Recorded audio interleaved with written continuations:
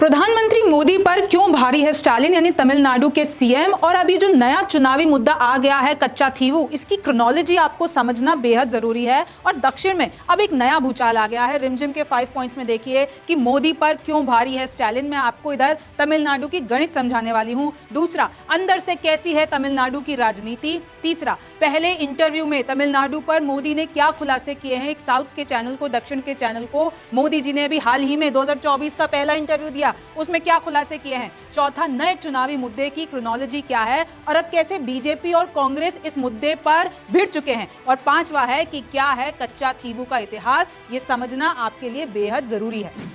सबसे पहला है कि मोदी पर अगर हम चुनावी गणित देखें तो स्टालिन क्यों भारी है। देखिए 39 लोकसभा सीटें हैं तमिलनाडु में और अभी जो नया सर्वे आया है उसमें यह पता चलता है कि 34 से 37 जो डीएमके और आईएनसी का जो इंडिया गठबंधन है उसको मिल सकती हैं। और अगर मैं दूसरे गठबंधन की बात करती हूं, देखिए एआईएडीएमके और डीएमडीके के पास 3 से 1 सीटें आ सकती है, ये आसार लगाए जा रहे हैं। और बीजेपी का जो परसेंट है जो इस वक्त 3 है वो बढ़कर 15 भी जा सकता है और उसके खाते में 1 से या 0 सीटें आ सकती हैं। और मैं आपको बता दूं 2019 में भी बीजेपी के पास 0 सीटें थी लेकिन कांग्रेस के पास 8 सीटें थी। तो देखिए बीजेपी और पीएमके का इस बार गठबंधन है, नया गठबंधन है। और अगर मैं आपको बता दूं, आपको पता होगा तमिलनाडु में हाल ही में बीजेपी का गठबंधन टूटा। किसके साथ टूटा? एआईएडीएमके के साथ। और पॉलिटिकल एनालिस्ट ये बताते हैं कि अगर एआईएडीएमके और बीजेपी साथ में लड़ते तो उनकी 15 से 16 सीटें आ सकती थी। और मैं आपको एक और बात बता दूं कि अप्रैल 19 वो तारीख है जब पहले चरण में तमिलनाडु की सारी सीटें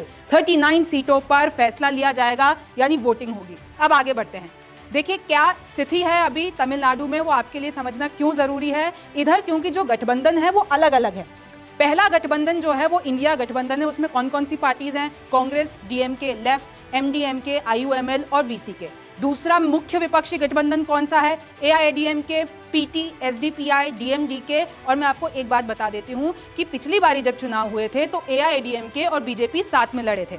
और एक और बात आपके लिए जानना यूं जरूरी है कि जब 2014 में इलेक्शन हुए थे तो एआईएडीएमके ने सारी की सारी जो 39 सीटें हैं वो जीत ली थी, क्योंकि उस वक्त कौन था उनका नेता? जयललिता। जयललिता के बारे में आपको पता होगा और आपने काफी उनके किस्से सुने होंगे। अब तीसरा गठबंधन जो आ जाता है वो है एनडीए। तो इसमें कौन कौन सी पार्टीज हैं? बीजेपी, पीएमके, एडबलएमके, आईजेके, आईएमकेएमके, पीएनके, टीडबलएमके, टीएमसीएम, आईएनडी और इंडिपेंडेंट जो है। तो आप देखिए कि एनडीए ने यानी बीजेपी ने कैसे अपना गठबंधन का, चाहिए छोटी छोटी क्षेत्रीय पार्टी हैं लेकिन इस बार बीजेपी कमान में है इस एनडीए गठबंधन के। तो देखिए इस हिसाब से ये 3 गुटों में लड़ाई है। और अदर्स में एक है एनटी के, नई पार्टी बनाई है फिल्म डायरेक्टर सीमान ने। और अब जानकार ये कह रहे हैं कि ये जो अदर्स में जो ये एनटी के है वो वोट कटवा साबित हो सकती है।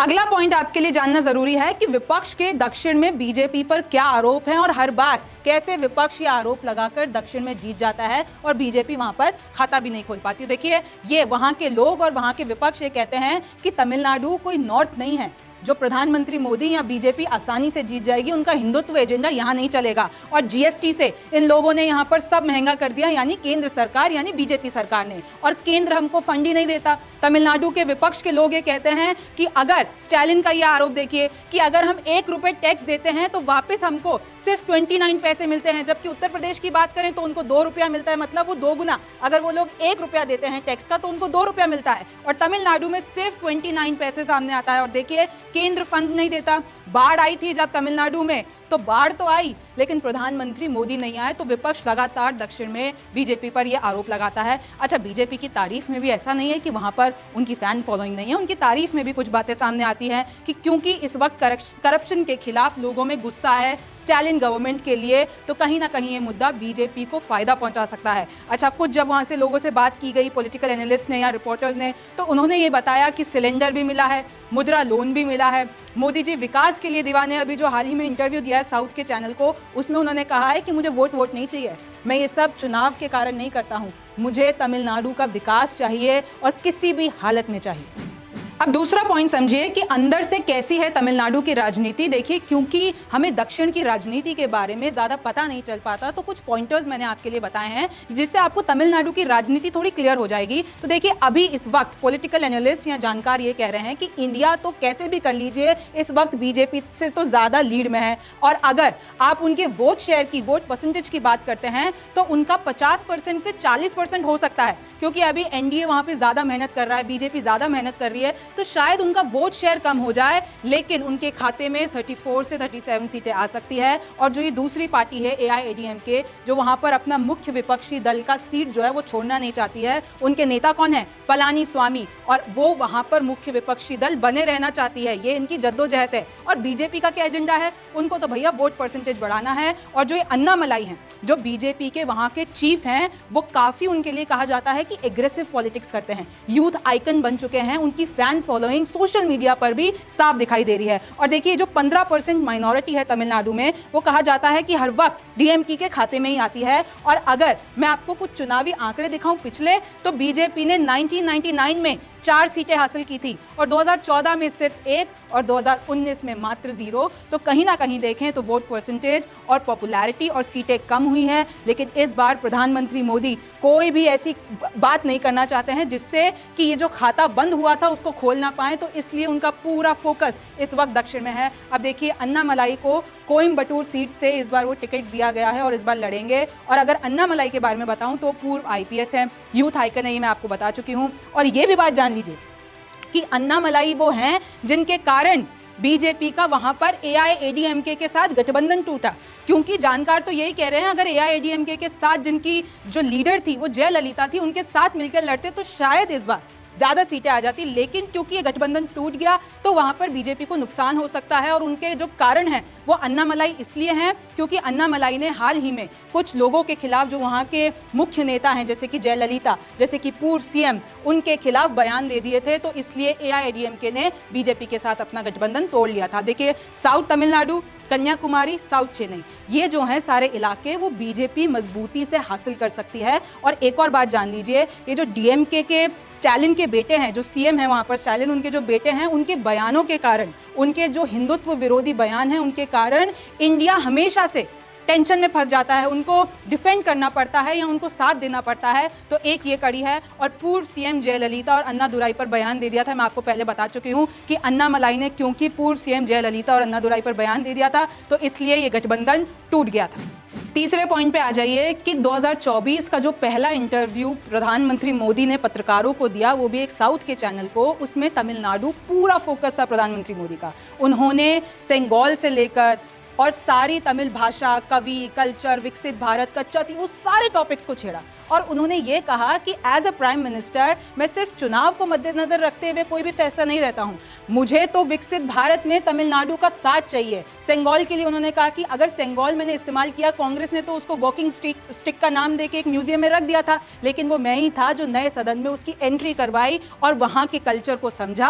अब देखिए, नजरिया बदलने की जरूरत है। ऐसा नहीं है कि साउथ में बीजेपी जीत नहीं पाती है, हम इस बार जीत के दिखाएंगे। वो आप इंटरव्यू देखिएगा, बीजेपी ने अपने पेज पे, प्रधानमंत्री मोदी ने अपने भी पेज पे डाला हुआ है, और उन्होंने यही चीज कही कि वोट के लिए हम कुछ भी नहीं कर रहे हैं, तमिलनाडु को आगे बढ़ाना है, यही हमारा पूरा टारगेट है। अब देखिए, उन्होंने कॉरिडोर की भी बात की। और एक और बात अगर मैं आपको बताऊं कि तमिलनाडु की अगर मैं गरीबी दर के बारे में बात करती हूं तो 2005 में वो 36% थी, लेकिन 2021 की बात करूं तो वो कहीं ना कहीं 2% आ गई है। तो आप ये डेवलपमेंट देख रहे हैं कि कैसे तमिलनाडु में अच्छे काम हुए हैं। अच्छा, अब चौथे पे आ जाइए, नए चुनावी मुद्दे की क्रोनोलॉजी क्या है। तो देखिए, ये विपक्ष भी मुद्दा उठा चुका है कि मोदी ने चलाकर स्टेप बाय स्टेप ये जो पुराना मुद्दा आइलैंड का, कच्चा थीवू का उठाया है, इसमें पूरी चुनावी चाल है। वो कैसे, वो मैं आपको आगे बताऊंगी। तो देखिए, पहले ये पॉइंटर्स देख लीजिए कि मोदी ने कांग्रेस और डीएमके के खुलासे दिखाए कच्चा थीवू पे, जो कि एक आइलैंड है। कांग्रेस ने भी किया जमीन पर पलटवार, कांग्रेस ने भी करारा पलटवार किया। उन्होंने अगर श्रीलंका और इंदिरा गांधी का जो उस वक्त का फैसला था, प्रधानमंत्री मोदी ने याद दिलाया, इस पर पूरा शो कल मैंने किया है, तो कांग्रेस भी पीछे नहीं रही। कांग्रेस ने भी बांग्लादेश का मुद्दा उठा दिया। देखिए, कांग्रेस बोली कि हमने ऐसे, इंदिरा गांधी ने वो समझौता नहीं किया था, 6 लाख तमिल के लोगों को वहां से लेकर आए थे, सिर्फ ऐसे ही गिफ्ट में नहीं दे दिया था, वो एक फ्रेंडली जेस्चर था, वो एक फ्रेंडली संधि थी। देखिए, क्रोनोलॉजी अगर मैं आपको बताती हूँ कि सबसे पहले प्रधानमंत्री मोदी ने एक पोस्ट की, फिर रैली में जो जयंत चौधरी के साथ एक रैली थी मेरठ में, उसमें भी ये कच्चा थीवू का मुद्दा उठाया। फिर तीसरा देख लीजिए, 8 बजे पता चलता है कि प्रधानमंत्री मोदी का साउथ इंडिया से एक इंटरव्यू आ रहा है और उसमें भी उन्होंने तमिलनाडु पॉलिटिक्स की बात की। और फिर आज फिर से एक इसी पे दूसरा पोस्ट आया है जिसमें प्रधानमंत्री नरेंद्र मोदी ने यह कहा है कि सिर्फ कांग्रेस या इंदिरा गांधी नहीं, इसमें तो डीएमके भी इन्वॉल्व थी। यानी उस वक्त जो पूर्व सीएम थे करुणानिधि, उन्होंने भी एक सीक्रेट पैक्ट साइन किया था किसके साथ? इंदिरा गांधी के साथ, कि कच्चा थीवू हम श्रीलंका को दे देते हैं। अब आगे मैं आपको क्रोनोलॉजी बताने वाली हूं। तो देखिए, जो मैं बात कर रही थी कि सबसे पहले नरेंद्र मोदी का ये ट्वीट आता है जिसमें एक वो लिंक शेयर करते हैं और इससे हम कच्चा थीवू के बारे में कि कैसे बेरहमी से कांग्रेस ने कच्चा थीवू जो आइलैंड था वो दे दिया श्रीलंका को। फिर इसके बाद खड़गे एक ट्वीट करते हैं, वो कहते हैं कि आप पहले अपने बयानों को देखिए प्रधानमंत्री मोदी जी, कच्चा थीवू तो हमने फ्रेंडली जेस्चर के तौर पर दिया था और आप ही के अटॉर्नी जनरल ने कहा था कि हम इसको वापस नहीं ला सकते हैं, अदरवाइज हमको श्रीलंका से जंग करनी पड़ेगी। और फिर वो बांग्लादेश पे चले जाते हैं कि तब क्या हुआ था, जब आपने बांग्लादेश के जो 111 इंडियन एनक्लेव्स थे वो आपने बांग्लादेश को दे दिया और बांग्लादेश से 65 वापस आए। फिर आगे बढ़िए, फिर प्रधानमंत्री नरेंद्र मोदी पहुंच जाते हैं मेरठ में जयंत चौधरी के साथ ही रैली की तस्वीर देखिए और इसमें भी कहते हैं कि आज देश के हमारे मछुआरे भाई बहनों को भी ये जो कांग्रेस ने पाप किए हैं उसका परिणाम भुगतना पड़ रहा है। फिर आगे देखिए, 8 बजे ये my interview with a south channel और ये आ जाता है और पूरा 1 घंटे का ये इंटरव्यू है और इसमें ये तमिलनाडु के विकास की बात करते हैं। फिर आगे आइए, आज जयशंकर सामने आते हैं और ये बताते हैं कि इंदिरा गांधी और नेहरू, उनको कोई भी हिचकिचाहट नहीं थी, ये जो टापू है जो कि इंडिया का हिस्सा था श्रीलंका को देने के लिए, उनको कोई इस बारे में पड़ी नहीं थी। फिर वापस से नरेंद्र मोदी एक ट्वीट करते हैं और ये बताते हैं कि कांग्रेस और डीएमके ने यानी करुणानिधि और इंदिरा गांधी साथ में मिले हुए थे और इन्होंने कोई भी जो है इस पे रत्ती भर भी ध्यान नहीं दिया कि हम इस कच्चा थीवू को जो भारत का अभिन्न अंग है उसको कैसे रख ले। और अब पवन खेड़ा ने कुछ 2 डॉक्यूमेंट्स दिखाए हैं जिसमें वो कह रहे हैं कि here are the documents that expose this lies of Modi government and hollow claims of Jaishankar. ये डॉक्यूमेंट्स क्या हैं वो आप इनकी बाइट से सुनिए। प्रधानमंत्री होमवर्क करके आते नहीं है। इन्हीं की सरकार में 2015 में इसी मुद्दे पर एक आरटीआई हुई। वो आरटीआई में अभी आपको सर्कुलेट कर देता हूं। उसमें लिखा है this did not involve either acquiring और सीडिंग ऑफ टेरिटरी। इन्हीं की सरकार कह रही है कि ना कोई जमीन श्रीलंका को दी, ना उनसे कुछ लिया। इन्हें इतना समझ नहीं है कि अभी कुछ साल पहले इन्होंने बांग्लादेश के साथ इसी मैत्री को आगे बढ़ाते हुए जो बांग्लादेश चाहता था वो किया। इन्हें इतना नहीं पता कि 2014 तक इस आइलैंड के आसपास फिशिंग राइट्स थे।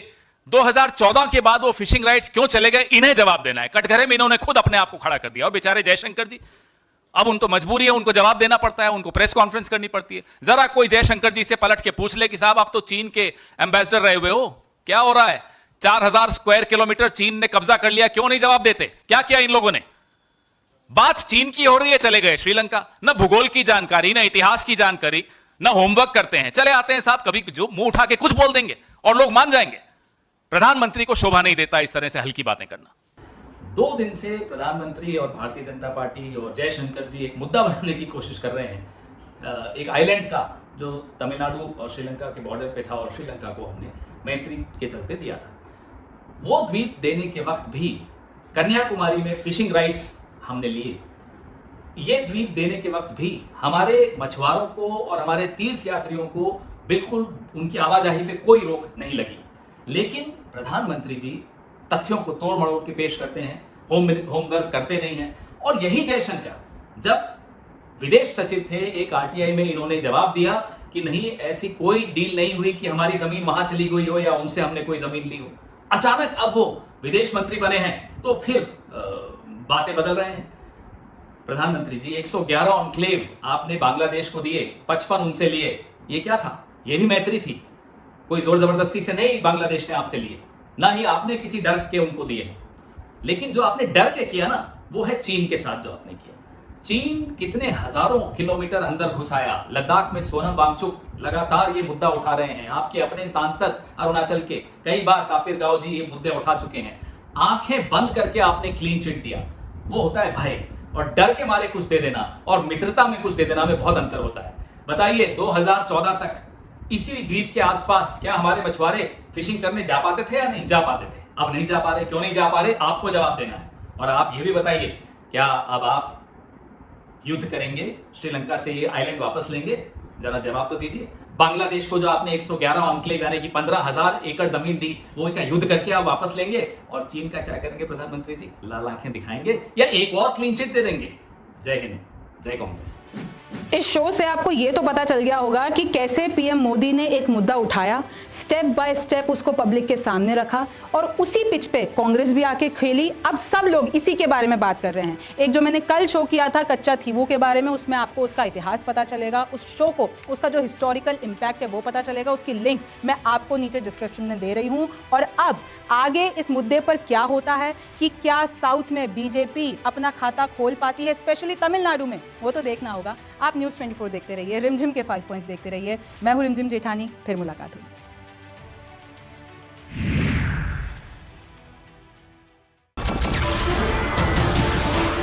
नमस्कार, मैं हूं मानक गुप्ता। अगर आपको हमारा ये वीडियो पसंद आया हो तो इसे लाइक और शेयर जरूर करें। और हां, हमें सब्सक्राइब और फॉलो करना ना भूलें ताकि आप देश और दुनिया की कोई खबर मिस ना करें। तो जुड़े रहिए हमारे साथ और देखते रहिए न्यूज़ 24।